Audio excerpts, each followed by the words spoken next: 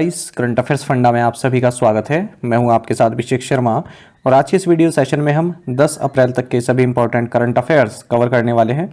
हमेशा की तरह आप इस वीडियो को अंत तक जरूर देखिएगा, आज भी आपको काफ़ी कुछ जानने के लिए मिलेगा। साथ ही इस सेशन को शुरू करने से पहले आप सभी को बताना चाहूँगा कि NICL AO और NISCL असिस्टेंट एग्जाम के लिए हमने एक GA बूस्टर तैयार किया है। बेसिकली पहले 6 महीनों के जितने भी करंट अफेयर्स हैं उनका कंपाइलेशन है और कैटेगरी वाइज आपको ये दिया जा रहा है।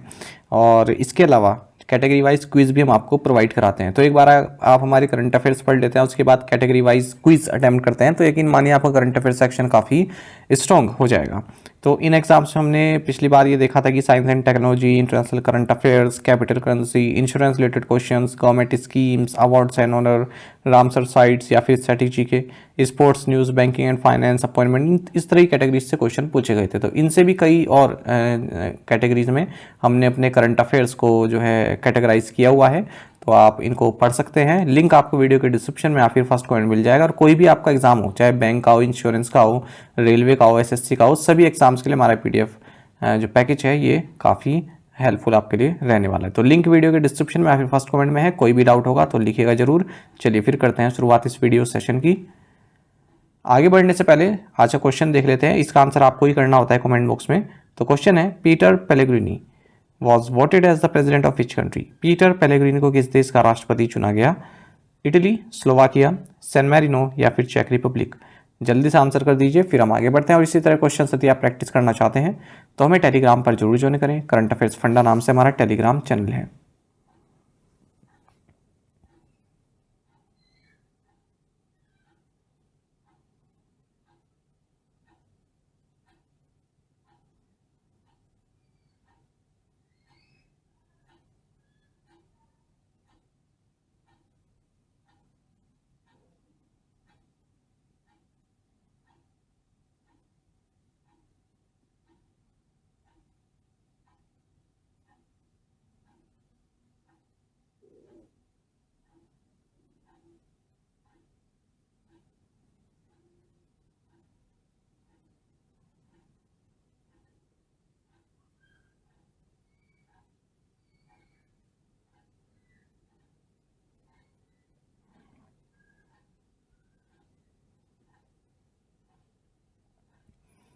What was the name of the Tri-Service Conference held recently in New Delhi? नई दिल्ली में आयोजित त्रिसेवा सम्मेलन का क्या नाम है, बताइए।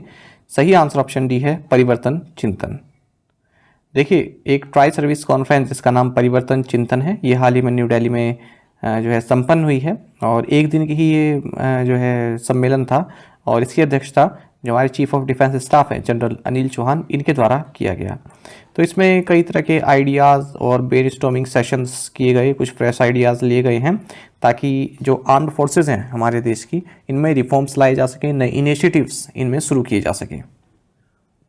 Who has been appointed as the next Executive Secretary of the Convention on Biological Diversity (CBD)?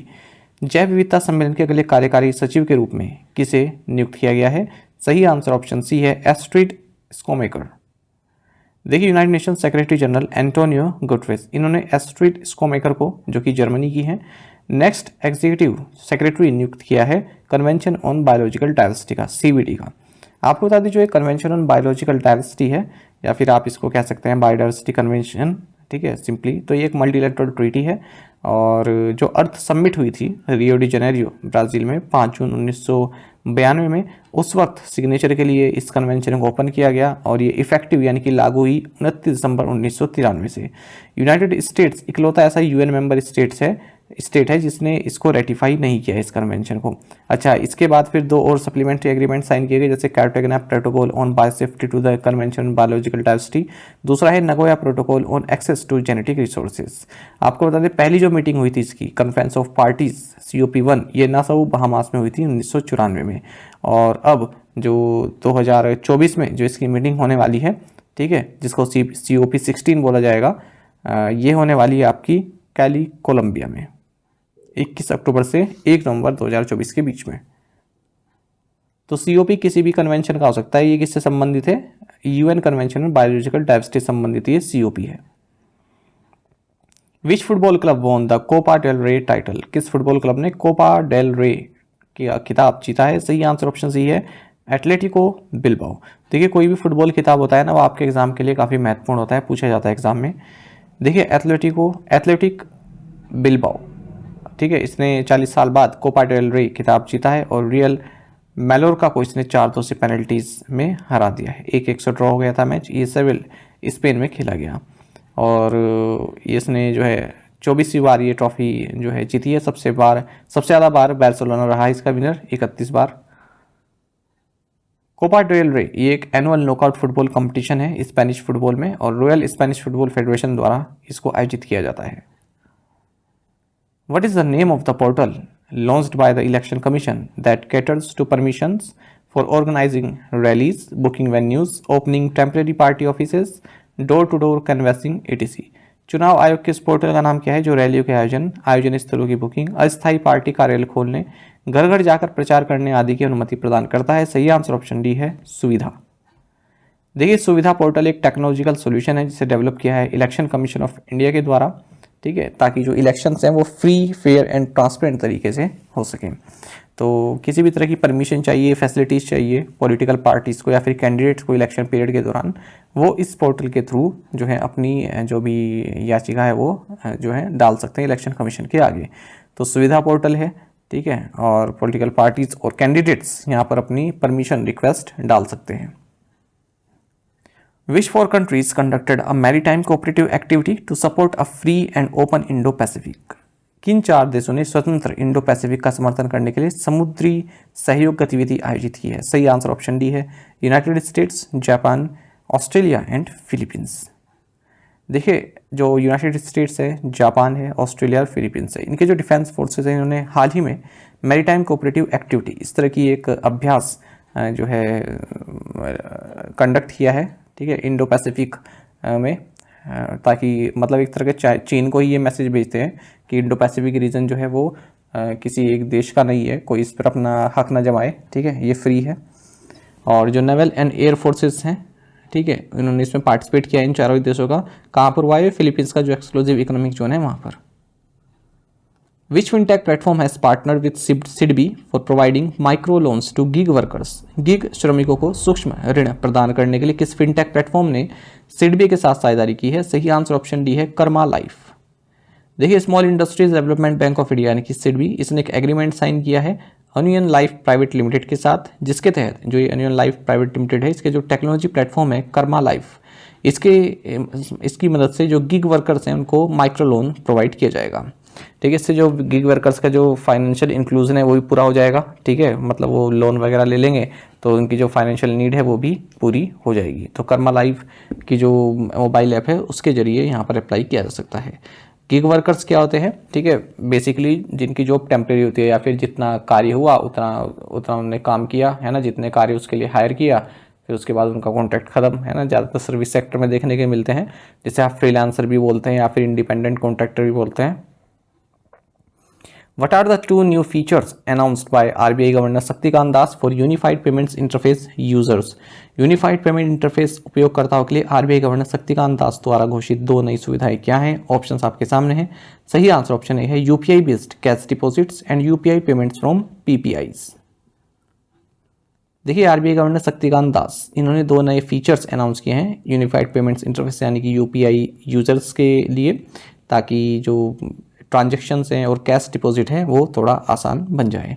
तो 2 नए फीचर कौन से हैं? एक तो है to deposit cash at cash deposit machines using UPI, ये पहला फीचर है। दूसरा है make UPI payments from prepaid payment instruments using third party apps. तो अगर हम पहले फीचर की बात करते हैं, कैश डिपॉजिट मशीन्स जहाँ पर भी बैंक्स द्वारा डिप्लॉय की गई हैं, ठीक है, यहाँ पर जो है जो यूज़र्स हैं वो यूपीआई के जरिए जो है कैश अपना डिपॉजिट कर सकते हैं। अभी तक क्या होता है, हम जो कैश डिपॉजिट मशीन है वहाँ पर अपना डेबिट कार्ड पहले डालते हैं, ठीक है, उसके बाद फिर ऑप्शन आता है तो अपने कैश सबमिट करते हैं ना, पर यहाँ पर केवल यूपीआई की आपको ज़रूरत पड़ने वाली है कैश डिपॉजिट करने के लिए। तो जो बैंक ब्रांचेस हैं उन पर भी जो है बर्डन और कम हो जाएगा। दूसरा क्या है, जो पीपीआई होल्डर्स हैं, ठीक है, जो पीपीआई होल्डर्स हैं वहाँ से भी आप यूपीआई जो है पेमेंट्स कर सकते हैं, लेकिन थर्ड पार्टी ऐप्स के जरिए। फिलहाल क्या है, जो यूपीआई पेमेंट्स है वो बैंक अकाउंट से जो है लिंक होती है आपके बैंक अकाउंट से, भले ही आप यूपीआई आईडी यूज़ कर रहे हैं, जैसे आपकी कोई यूपीआई आईडी है, ठीक है, तो वो जो है आपका यूनियन बैंक ऑफ इंडिया से भी लिंक हो सकती है ना, या फिर किसी और बैंक से लिंक हो सकती है, भले ही आप फ़ोन पे यूज़ कर रहे हैं, ठीक है, लेकिन पैसा कहाँ से कट रहा है आपका, जिस बैंक से वो लिंक है।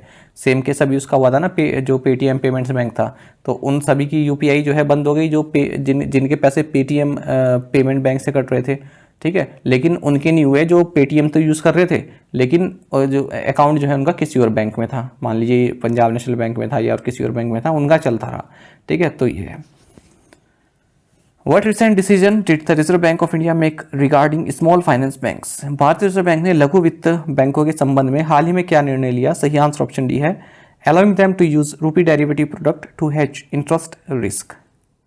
देखिए, रिजर्व बैंक ऑफ इंडिया ने जो है अपना डिसीजन यहाँ पर बताया है कि हम स्मॉल फाइनेंस बैंक को अलाउ कर रहे हैं कि वो रुपी डेरिवेटिव प्रोडक्ट यूज़ कर सकते हैं जो इंटरेस्ट रिस्क है उसको दूर करने के लिए। As per the current establishment, the small finance banks are permitted to use only interest rate futures for proprietary hedging. अच्छा, इंटरेस्ट रेट डेरिवेटिव क्या होता है? An interest rate derivative is a financial instrument with a value that is linked to the movement of an interest rate और rates. These may include futures, options और swaps contracts. देखिए, कोई risk होता है, जैसे बैंक ने मान लीजिए कोई लोन दे रहा है, ठीक है, तो एक प्री एग्रीमेंट साइन कर लिया गया कि इस इंटरेस्ट रेट पर हम दे रहे हैं, ठीक है, आगे चाहे इंटरेस्ट रेट घटे या बढ़े, ठीक है, इंटरेस्ट रेट यही रहेगा। इससे क्या होता है, जो बैंक का जो रिस्क है, ठीक है, वो कम हो जाता है, ठीक है। तो पहले एक जो है समझौता हो जाता है, pre defined risk, pre defined interest rate fix कर दिया जाता है, तो वही चलता रहेगा, चाहे फिर आगे जाके वो इंटरेस्ट घटे या बढ़े। तो इस तरह की चीज़ें बोलते हैं interest rate derivatives. What is the name of the health care focused loan product launched by Canara bank? Canara bank द्वारा लॉन्च किए गए स्वास्थ्य देखभाल केंद्रित ऋण उत्पाद का नाम क्या है? सही आंसर ऑप्शन बी है, कैनरा हिल।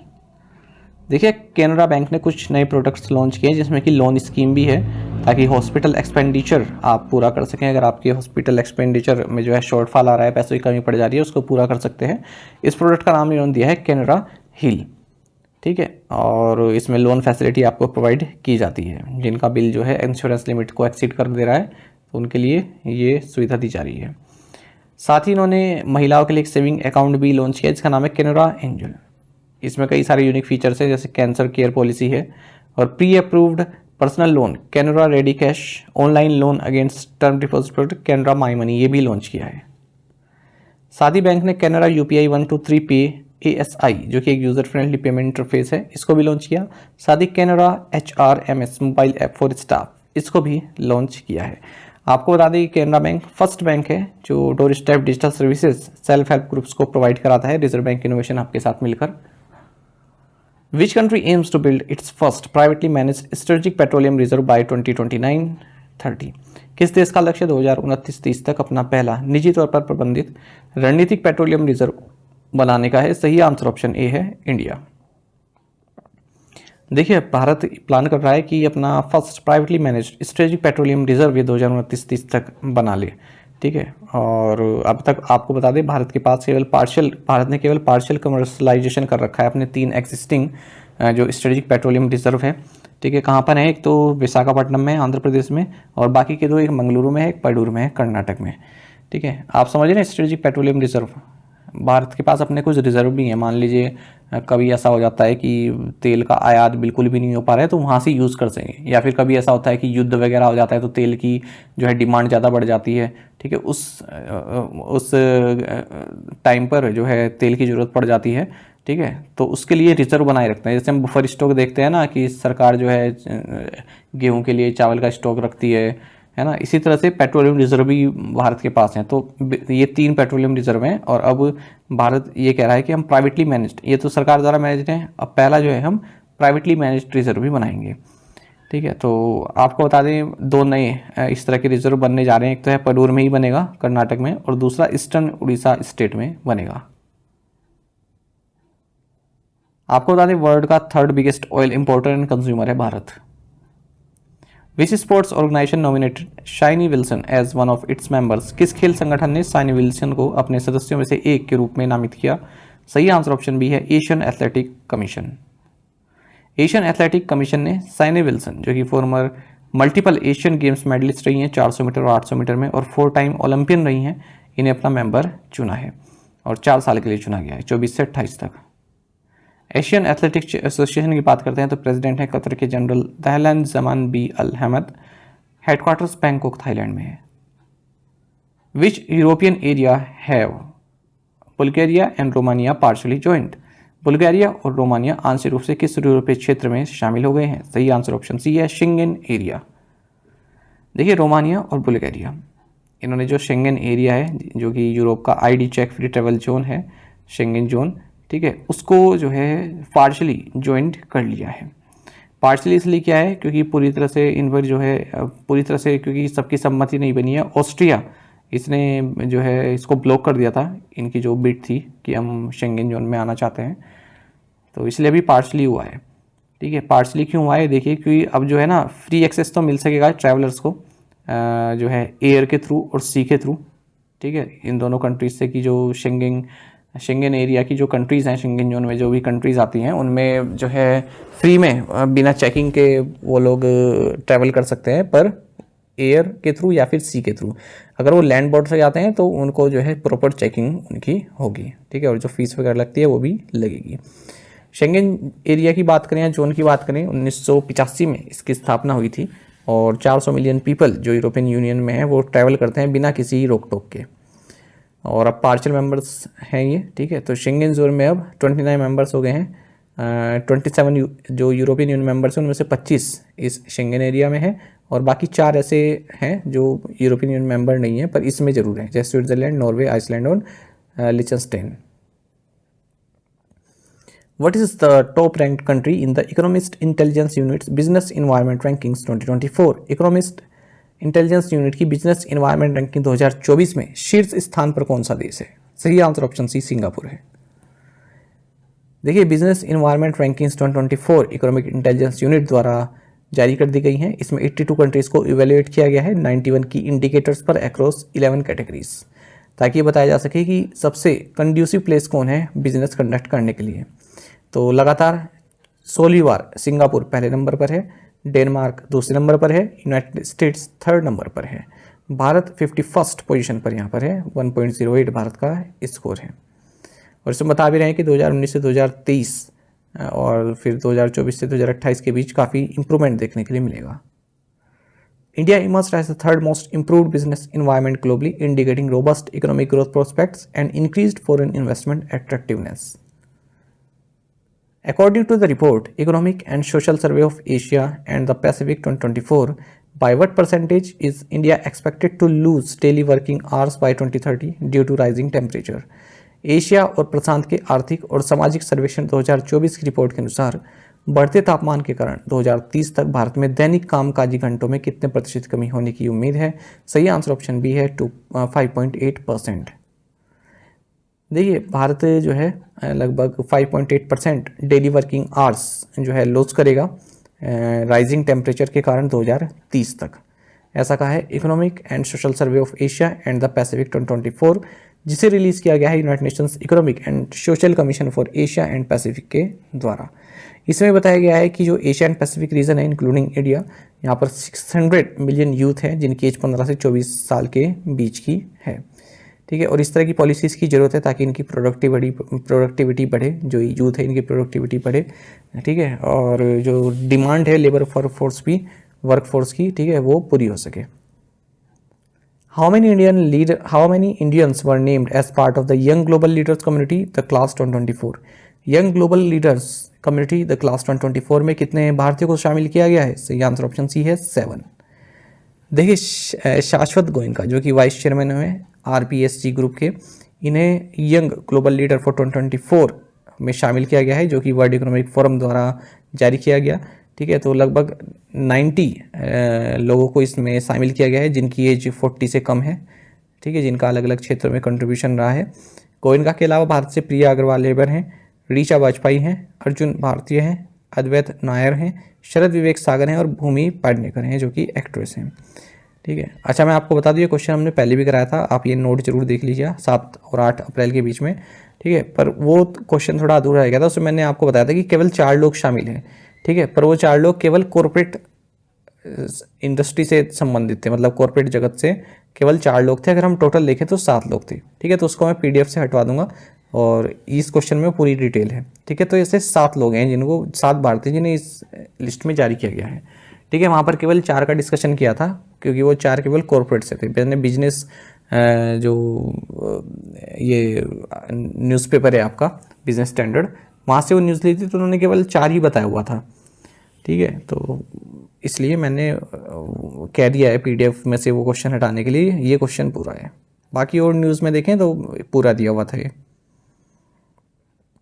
What is the name of the new gold backed currency introduce by Zimbabwe? Zimbabwe द्वारा शुरू की गई नई स्वर्ण समर्थित मुद्रा का नाम क्या है? सही आंसर ऑप्शन डी है जिम्बाब्वे गोल्ड। देखिए, जिम्बाब्वे ने एक नया गोल्ड बैक्ड करेंसी जो है इंट्रोड्यूस किया है जिसका नाम है GIZ, यानी कि जिम्बाब्वे गोल्ड। 1 से 200 के डिनोमिनेशन में इसको लॉन्च किया गया इन बैंक नोट्स को, और ये जिम्बाब्वेन डॉलर को रिप्लेस कर रही है। जिम्बाब्वे की अगर हम बात करें तो एक लैंडलॉक कंट्री है सदर्न अफ्रीका में, जम्बेजी और लिम्पोपो के रिवर्स के बीच में, और इसके जो कैपिटल और लार्जेस्ट सिटी है वो हरारे है, और पहले इसको रोडेशिया के नाम से भी जाना जाता था, आप जानते होंगे। जिम्बाब्वे के प्रेसिडेंट एमरसन म्नांगेवा हैं। प्रीवियस टाइम क्वेश्चंस के आंसर देखेंगे। Myanmar was a part of British India till which year? 1937। Which state separates India and Sri Lanka? Palk strait. The Changpa nomadic tribe are mainly found in which part of India? Ladakh. 61st Merchant Navy Week celebrate this year from 30th March to 5th April under the theme as Sustainable Shipping Opportunities and Challenges. The latest feat of the border road organization Ladakh Leh through the Nimma Padam Darcha road has come as shot in the armed for security forces stationed in the region. This road connects Ladakh with which state? Answer is Himachal Pradesh. आपने से कई students बिल्कुल सही answer किया। इस तरह से participate करते रहिए, और SSC CGL जो भरना चाहते हैं वो भर दीजिएगा। उसका नोटिफिकेशन जारी हो चुका है, मैंने उस पर वीडियो भी बनाई है, और अगर आप चाहते हैं उसका सिलेबस थोड़ा सिंप्लीफाई करके बताया जाए या फिर किस तरह से तैयारी कर सकते हैं, कौन सी बुक पढ़नी है, तो वो आप कमेंट बॉक्स में लिख दीजिएगा इस वीडियो में, तो जरूर मैं एक डेडिकेटेड वीडियो लेकर आऊँगा। आज के सामने क्वेश्चंस को देख लेते हैं। Name the parent company of Google. Andy Jassy is the president and CEO of which company? Who is the head coach of the Indian men's basketball team which PSU under the ministry of defence developed? Project Akash Teer. Which company owns and operates Facebook, Instagram, Threads and WhatsApp? इन 5 questions के answer आपको comment box में देने हैं।